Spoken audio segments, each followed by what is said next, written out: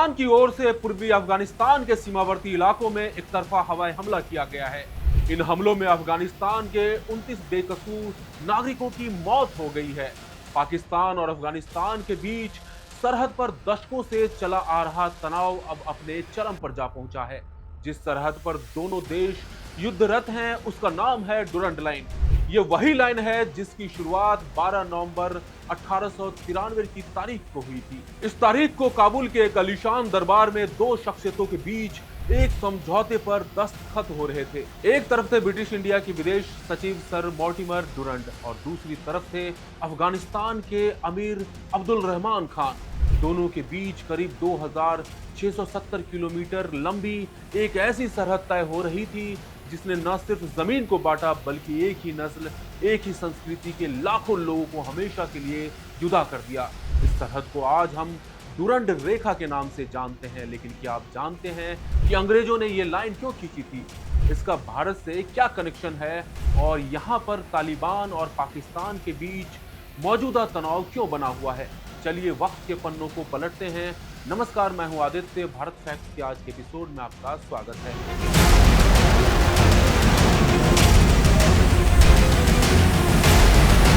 पहले आते हैं मौजूदा घटनाक्रम पर। पाकिस्तानी फौज ने रविवार देर रात अफगानिस्तान से लगी सीमा पर कुनार, खोस्त और पख्तिका प्रांतों पर जबरदस्त हमले किए।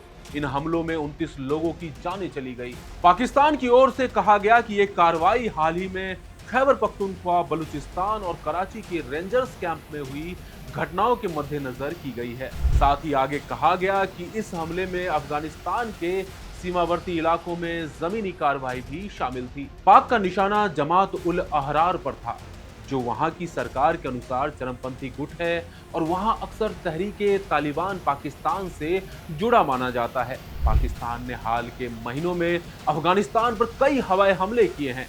इनमें से आखिरी हमला इसी महीने की शुरुआत में हुआ था। इस्लामाबाद में बैठी सरकार का आरोप है कि तालिबान सरकार उन चरमपंथियों को पनाह दे रही है जो हमलों में तेजी के लिए जिम्मेदार हैं, खासकर टीटीपी, जिसने सालों से पाकिस्तान के खिलाफ हिंसक अभियान चला रखा है। इन संगठनों में कई ऐसे हैं जो पाकिस्तान से आजादी चाहते हैं। वहीं अफगानिस्तान की तालिबान सरकार की ओर से दावा किया जा रहा है कि इन हमलों का फिर से मुंहतोड़ जवाब दिया जाएगा और ऐसा जवाब दिया जाएगा कि पाकिस्तान की आने वाली पीढ़ियां इसे याद रखेंगी।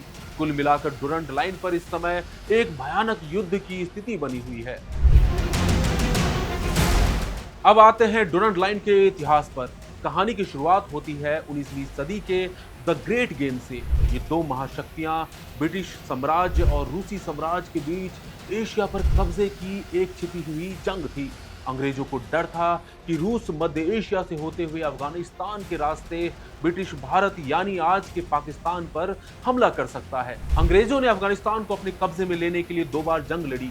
इन्हें इतिहास में एंग्लो अफगान वॉर कहा जाता है, लेकिन उन्हें वहां करारी शिकस्त मिली। तब अंग्रेजों ने अपनी रणनीति बदली। उन्होंने तय किया कि अफगानिस्तान को पूरी तरह जीतने के बजाय उसे रूस और ब्रिटिश भारत के बीच एक बफर स्टेट बना दिया जाए। इस बफर स्टेट की बाहरी सीमा तय करने के लिए सर मॉर्टिमर डुरंड को काबुल भेजा गया।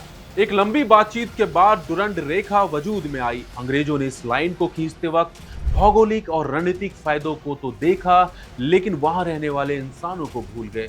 इस लाइन ने अफगानी मूल के पश्तून समुदाय को 2 हिस्सों में बांट दिया। सदियों से एक साथ रहने वाले पश्तून कबीले रातों रात 2 अलग अलग देशों के नागरिक बन गए।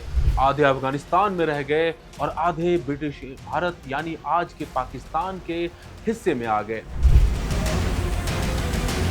अब सवाल आता है कि आज के भारत और अफगानिस्तान के बीच ये लाइन कैसे आई? साल 1947 से पहले पाकिस्तान नाम का कोई देश था ही नहीं। आज जो पाकिस्तान का खैबर पख्तूनख्वा और बलूचिस्तान प्रांत है, वो ब्रिटिश भारत का हिस्सा था। इसलिए साल 1893 में ये रेखा सीधे तौर पर अविभाजित भारत और अफगानिस्तान के बीच खींची गई थी। जब 1947 में भारत का बंटवारा हुआ तो इस डुरंड रेखा का एक बहुत बड़ा हिस्सा पाकिस्तान को विरासत में मिल गया। लेकिन आज भी भारत और अफगानिस्तान के बीच 106 किलोमीटर लंबी एक सीमा मौजूद है, जो जम्मू कश्मीर के पीओके यानी पाकिस्तान अधिकृत कश्मीर वाले हिस्से में आती है। भारत आधिकारिक तौर पर आज भी इस 106 किलोमीटर की सीमा को अफगानिस्तान के साथ अपनी अंतर्राष्ट्रीय सरहद मानता है। साथियों, इतिहास गवाह है कि अफगानिस्तान ने कभी भी डुरंड रेखा को दिल से स्वीकार नहीं किया। जब 1947 में पाकिस्तान बना तो अफगानिस्तान यूनाइटेड नेशन में पाकिस्तान को मान्यता देने के खिलाफ वोट करने वाला एकमात्र देश था।